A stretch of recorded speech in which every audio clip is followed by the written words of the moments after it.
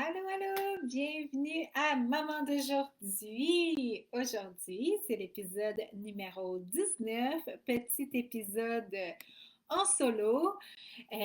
Avant de commencer, je vais juste faire un petit message. Dans le fond, vraiment mon accouchement. Et on ne sait jamais hein, quand est-ce qu'un petit bébé décide de se présenter. Alors, je serai en direct jusqu'au moment où mon petit homme décidera de faire son entrée dans le monde. Alors, je suis en direct aujourd'hui. Je devrais être en direct la semaine prochaine. J'ai une super invitée. Oh, ça va être vraiment magique pour la semaine prochaine. Ensuite, dans 2 semaines, mais bien, on verra si je serai en direct ou pas. Mais bon, il reste au moins cette semaine, la semaine prochaine et l'autre, je crois, avant d'arriver à ma date prévue d'accouchement. Donc, on va voir. On va voir. Mais l'émission va toujours continuer d'avoir lieu. Donc, j'ai préenregistré des épisodes et à chaque semaine, je ne te laisse pas tomber, je serai là, mais en préenregistré. J'ai 4 entrevues de préenregistrer avec différents experts, différents sujets. Et il y aura aussi des épisodes solo qui sont préenregistrés. Et je devrais reprendre normalement en direct autour du mois de décembre. Évidemment, je me laisse la porte ouverte là, si jamais on ne sait jamais quel genre de bébé on va avoir non plus, quel genre de postpartum on va vivre. Donc, je me laisse un peu de liberté et de temps par rapport à ça. Donc, on verra.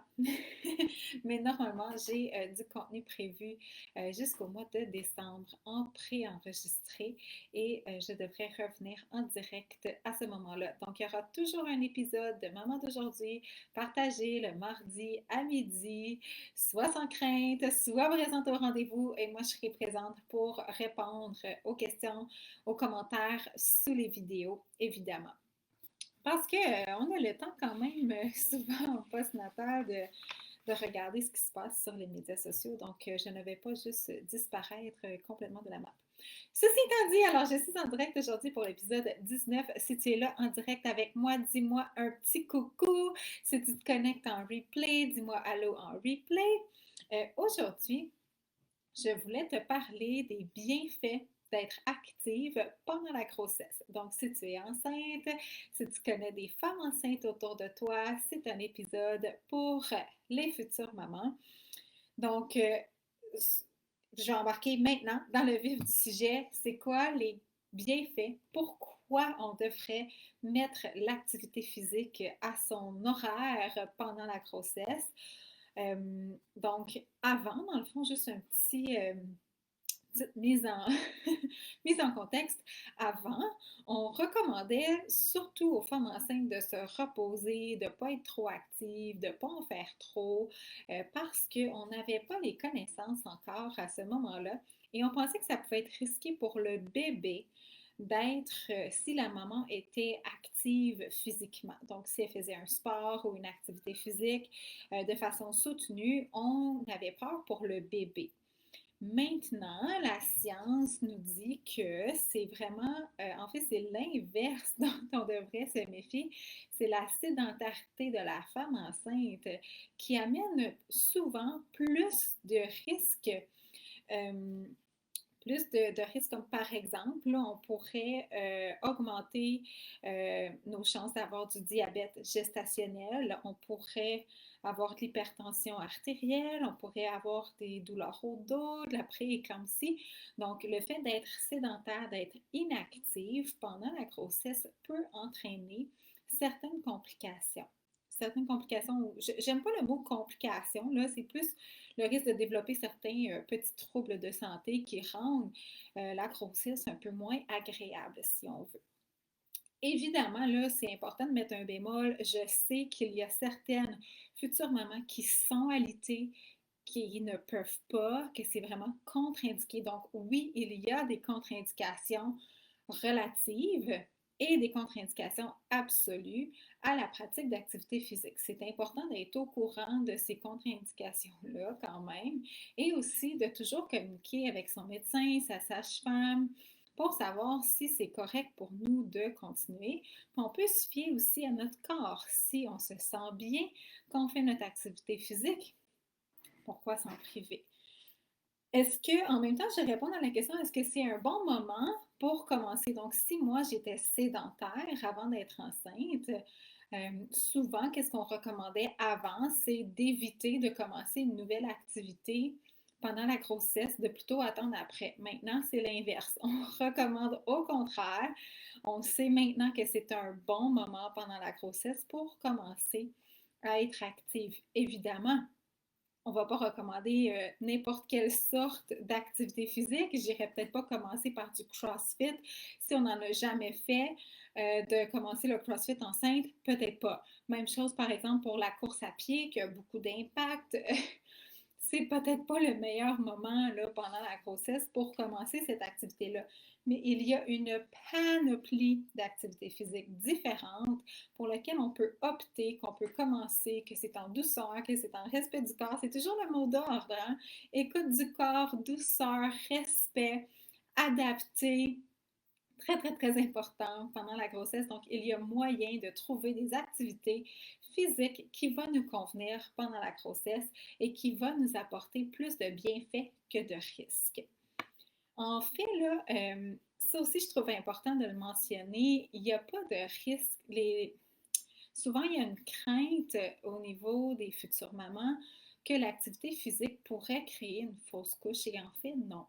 Euh, c'est certain là, que s'il y a une grande chute pendant la pratique du sport ou de l'activité, si on pense par exemple au ski alpin ou au vélo de montagne, puis on est tôt dans la grossesse et on a une très grande chute, oui, là, il peut y avoir un risque.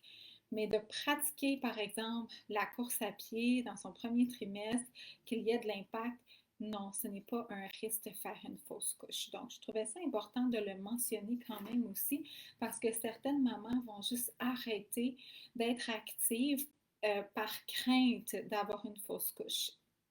Bon, important de défaire ce grand mythe-là, de se rassurer quand même un peu par rapport à ça. Ensuite, il m'est venu une idée, puis c'est comme reparti.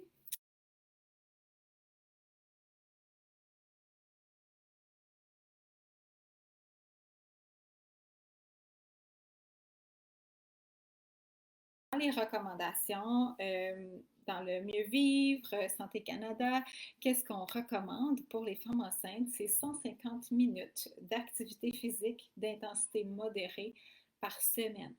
Donc, c'est la même recommandation que pour un adulte qui n'est pas en situation de grossesse. Donc, on a tous la même directive. Avant, c'était un peu plus bas, là, c'était 90 minutes et c'est passé en 2020 à 150 minutes. Donc, on peut diviser notre 150 minutes. En fait, je recommande fortement de diviser notre 150 minutes.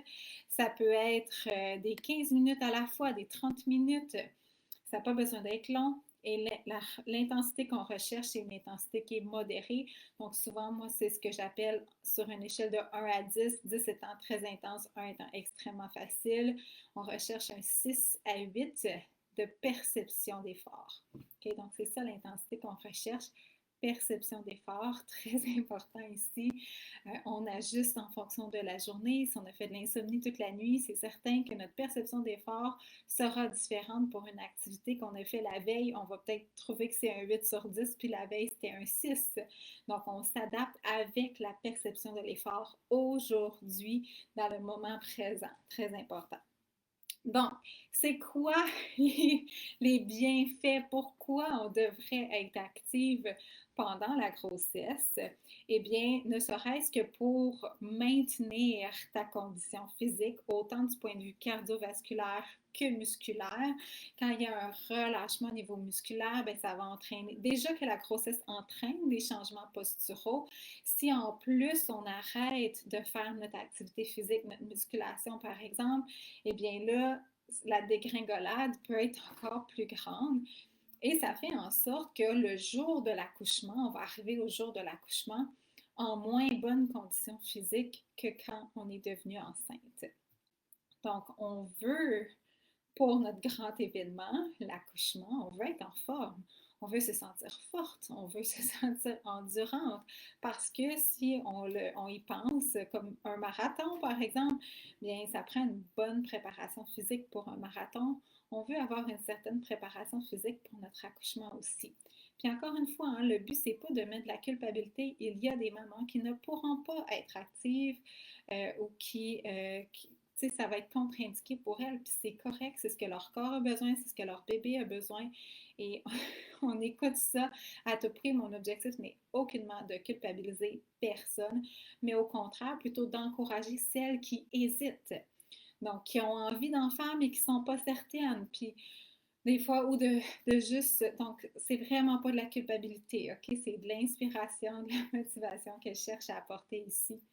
Donc, maintenir la condition physique pendant la grossesse. C'est certain que dans les dernières semaines, on va réduire notre intensité. Donc, il y aura un petit déconditionnement qui va arriver, puis on va le rattraper, c'est pas grave en postnatal. Mais c'est le plus longtemps qu'on est capable d'être active, tant mieux. Ensuite, ça peut nous aider à avoir un meilleur niveau d'énergie. Puis je le sais que ça a l'air un peu contradictoire parce que souvent, on se dit, ben, j'ai pas d'énergie, alors je vais pas m'entraîner. C'est une des raisons dans le top 3 là, des futures et nouvelles mamans de ne pas être active, c'est le manque d'énergie. Mais l'activité physique vient créer de l'énergie.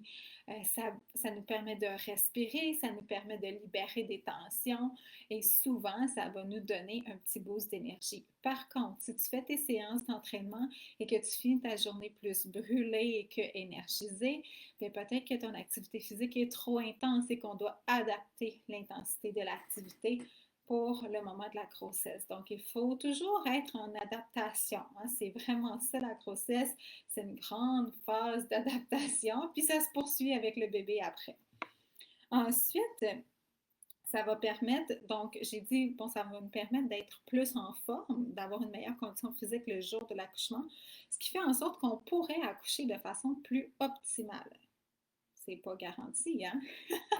C'est jamais garanti, mais ça va favoriser un meilleur positionnement du bébé, le corps va être mieux préparé. Puis, une chose aussi que je trouve importante de nommer, c'est quand on est active, on est à l'affût des sensations dans notre corps, on connaît mieux notre corps que quand on ne l'est pas. Et ça peut être très aidant au moment de l'accouchement. Donc, si on a une bonne proprioception, qu'on sent bien les sensations dans notre corps, ça peut nous guider. On va être peut-être plus en forme aussi pour essayer différentes positions. Notre relation avec la douleur aussi est différente quand on est habitué de s'entraîner fort, d'être courbaturé, par exemple. Ben, c'est certain que notre relation avec la douleur est différente. Donc ça nous aide à l'accouchement, ça peut nous permettre d'accoucher de façon plus optimale. Ensuite, évidemment, ce qui est non négligeable, c'est qu'on va pouvoir, on va être plus en forme en post-natal aussi, donc notre récupération post-natale pourra être plus facile pour être plus rapide même. Et encore là, le but n'est pas d'être sur pied une semaine après l'accouchement. Loin de moi cette idée-là. On doit laisser les tissus. On en a parlé la semaine passée avec Mélanie de la physiopogénée. Il y a une guérison des tissus qui doit se faire, qui dure à peu près 6 à 8 semaines. Donc là, c'est important là, de ne pas partir en fou puis de s'entraîner juste pour le postnatal. Mais bon, c'est quand même un bienfait qui est là, d'avoir une récupération un peu plus facile après l'accouchement. Donc, un corps plus en forme le jour de l'accouchement. La perception de l'effort de l'accouchement va peut-être être moins grand que quelqu'un moins en forme. On va peut-être accoucher plus optimalement, donc ça va peut-être durer moins longtemps. Il y a plein de peut-être, hein, mais quand même, ça peut, ça peut nous motiver pour certaines personnes. Puis d'avoir une récupération. Donc, si l'effort a été moins grand, si ça a duré moins longtemps, évidemment, ça peut être plus rapide de s'en remettre. OK? Donc, puis notre condition physique va être plus élevée, donc on va avoir moins l'impression de partir de loin. Ça arrive souvent que je parle à des mamans puis qui me disent, moi là, mes abdos sont disparus, je n'ai plus d'abdominaux, mais tu sais, ils sont encore là, c'est juste qu'ils sont très endormis. Mais si on était actifs pendant la grossesse, qu'on les a gardés actifs, qu'on les a gardés réveillés, qu'on les a gardés connectés, ben ça va se réveiller plus vite ou peut-être qu'ils ne seront pas autant endormis en postnatal. Donc, se remettre plus vite de notre accouchement. Ensuite, d'autres choses que ça peut faire, c'est améliorer notre posture. Donc, j'en parlais tantôt, si notre condition, on arrête notre musculation, déjà avec les changements du positionnement du corps parce qu'on prend de l'expansion au niveau du ventre, il y a des changements posturaux qui s'opèrent, et bien le fait de rester actif va atténuer. Et le fait aussi d'avoir une meilleure posture, souvent on va être plus allongé, plus soutenu, on va mieux respirer et ça va nous donner plus d'énergie. Donc tout est un petit peu comme interrelié ensemble si on veut. Ça peut aussi améliorer le sommeil. Bon, je sais, le sommeil. Pendant la grossesse, là, il y a certaines personnes qui vont souffrir d'insomnie. Ça m'arrive à l'occasion. D'autres vont se faire réveiller de toute façon par leurs autres enfants si ce n'est pas la première grossesse. Des fois, on ne va pas bien dormir, surtout par exemple en fin de grossesse. On a un gros ventre, on ne dort pas dans notre position habituelle, on est inconfortable. Donc, tout ça, là, je sais que ça arrive, mais au moins le sommeil qu'on a pourra être de meilleure qualité en étant active. Ensuite, ça peut diminuer les douleurs au dos, au bassin, aux épaules parce que ben, c'est lié à la posture, hein, évidemment, mais le fait de bouger, d'aller lubrifier les articulations régulièrement, d'engager nos abdominaux, d'avoir un bon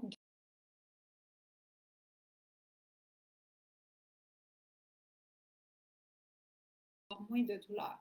Mais j'aimerais ça mettre un bémol encore parce que, puis partager un peu mon expérience personnelle là-dessus. À ma première grossesse, j'ai été extrêmement active, mais j'étais pas dans l'écoute de mon corps et je me suis engendré des douleurs. J'avais mal, j'avais tellement mal au dos, à la symphyse pubienne, au bassin, à la sacro-iliaque, là, c'était fou. Des fois, j'avais de la difficulté à marcher. Mais je ne ralentissais pas tant que ça dans mes activités physiques. Fait que si on est capable d'être active et de bien adapter, d'être bien à l'écoute et de ne pas être dans la performance et l'orgueil comme je l'étais à ma première grossesse, c'est bénéfique. Mais si on voit que certains mouvements augmentent notre douleur, ben, il faut les changer. C'est vraiment important d'écouter les signes de notre corps. Puis, je le dis, puis je me le dis en même temps. C'est pas toujours facile. Donc, l'activité physique aussi va améliorer l'oxygénation autant pour maman que pour bébé. On va diminuer les risques de diabète, de prééclampsie, j'en ai parlé tantôt, donc ça c'est plus au niveau métabolique, même que la marche peut être utilisée dans un protocole de contrôle de la glycémie. Donc une maman qui a un diabète, mais pas trop intense, que par exemple qui n'aurait pas besoin d'insuline, pourrait utiliser l'activité physique tout de suite après les repas, d'aller prendre des marches pourrait aider à contrôler la glycémie et même éviter d'utiliser l'insuline. Donc, tu sais, il y a quand même un bel impact là, de l'activité physique. Il y en a un que je vais aborder, puis je l'ai gardé en dernier pour une raison, parce que je le trouve touché, OK? Puis, mais je trouve ça important d'en parler pour pouvoir mettre le bémol avec aussi. Donc, l'activité physique va pouvoir limiter la prise de poids excessive. Puis là, c'est important. OK? Le mot excessive est important ici. Toutes les femmes enceintes, on prend du poids, c'est normal, puis c'est parfait. OK, il y a du poids qu'on a besoin de prendre. Donc, oui, on va prendre un peu plus de gras. La poitrine va prendre de l'expansion. Ça se peut qu'on emmagasine un peu plus de gras. Et ça, c'est du gras essentiel pour l'allaitement. Le corps se prépare des réserves pour le postnatal. La prise de poids excessive, c'est vraiment de si on était super actif, puis tout d'un coup, on arrête nos activités, notre corps va réagir, puis c'est du poids superflu qui n'est pas utile pour la maman pendant la grossesse, pour le bébé pendant la grossesse et en postnatal qui est en excès. Est-ce que c'est grave si on a une prise de poids excessive? Non, pas du tout, vraiment pas. c'est seulement un des bienfaits. Donc, je trouve ça important. Je le mentionne. Je le mentionne en dernier parce que pour moi, c'est le moins important. C'est la... Je sais que pour certaines personnes, ce sera la raison principale d'être active pendant la grossesse. Pour moi, c'est la dernière raison d'être active pendant la grossesse. C'est par peur de prendre du poids. Je pense qu'on doit laisser ça de côté, cette peur-là de prendre du poids, cette obsession qu'on a avec la balance. D'ailleurs, vous avez le droit de refuser la pesée chez le médecin. Vous n'êtes pas obligé de suivre à chaque semaine combien de poids on a pris pendant la grossesse. Je sais qu'il y a certains barèmes, mais est-ce que vraiment, vraiment c'est pertinent?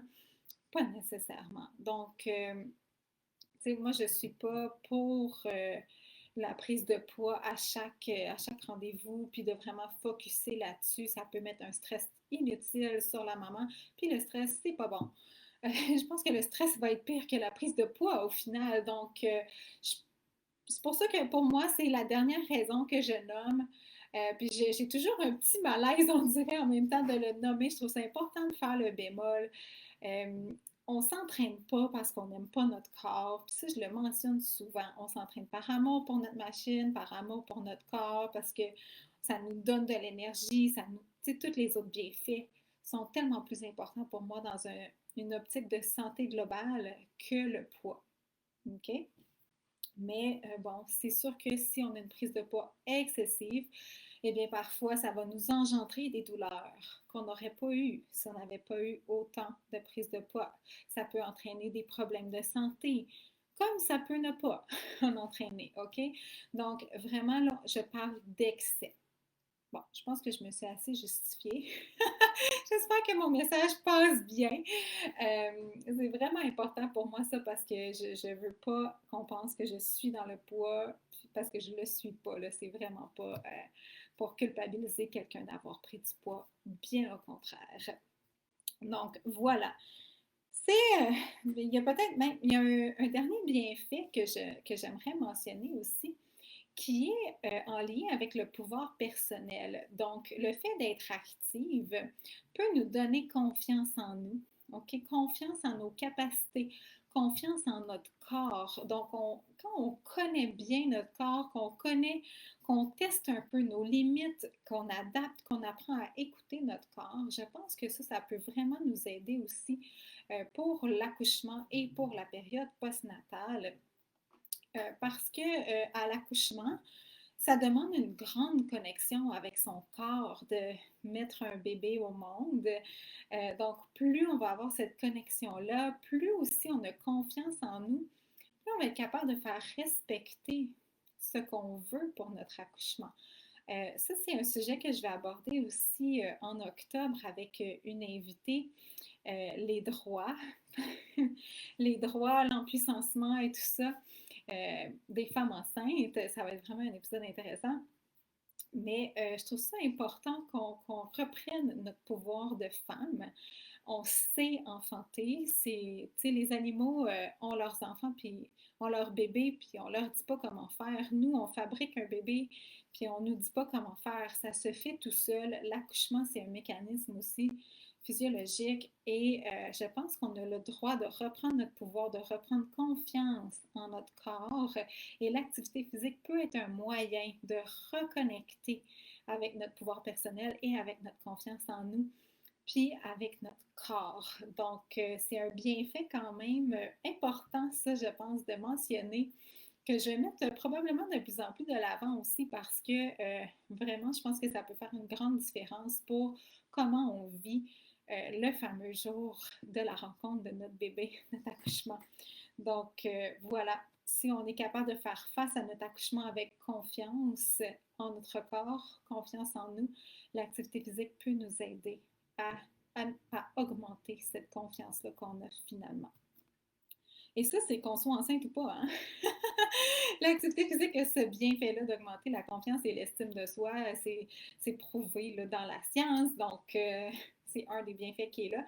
Mais de le mettre de l'avant pendant la grossesse en vue de l'accouchement, je pense que c'est vraiment une bonne idée aussi de s'en rappeler. Donc voilà, c'était les nombreux bienfaits. J'espère que j'en ai pas oublié.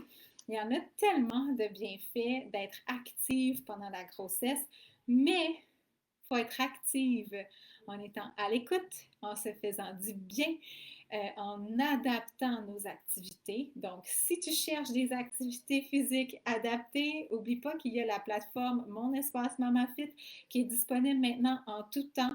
Tu peux faire un essai gratuit de 7 jours et ensuite choisir un abonnement mensuel, trimestriel ou annuel selon ce que tu as envie. Donc, essaie-le pendant 7 jours et vois après ça qu'est-ce qui te convient le mieux.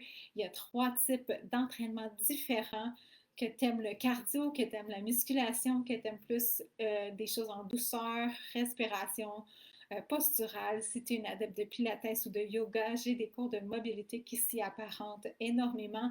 Donc, il y en a beaucoup de disponibles sur la plateforme. Alors, va essayer ça et c'est très adapté pour t'amener tous les bienfaits pendant la grossesse, pour en profiter au maximum. Alors, sur ce, je te dis à la semaine prochaine. La semaine prochaine, on a une invitée spéciale. On va parler d'un sujet beaucoup plus ésotérique. On s'en va ailleurs. On va parler de naissance magique avec Vanessa Otadi. Donc, j'ai vraiment très hâte de vous la présenter et de voir où est-ce que la conversation va nous mener. Mais vraiment, ce sera différent et magique pour la santé globale de maman et de bébé. Voilà, on se retrouve la semaine prochaine. Sauf si j'accouche d'ici là, mais non, j'aimerais mieux pas. J'aimerais que mon bébé reste au chaud encore un petit peu. Donc, on se dit à la semaine prochaine. Merci d'avoir été là. Bye!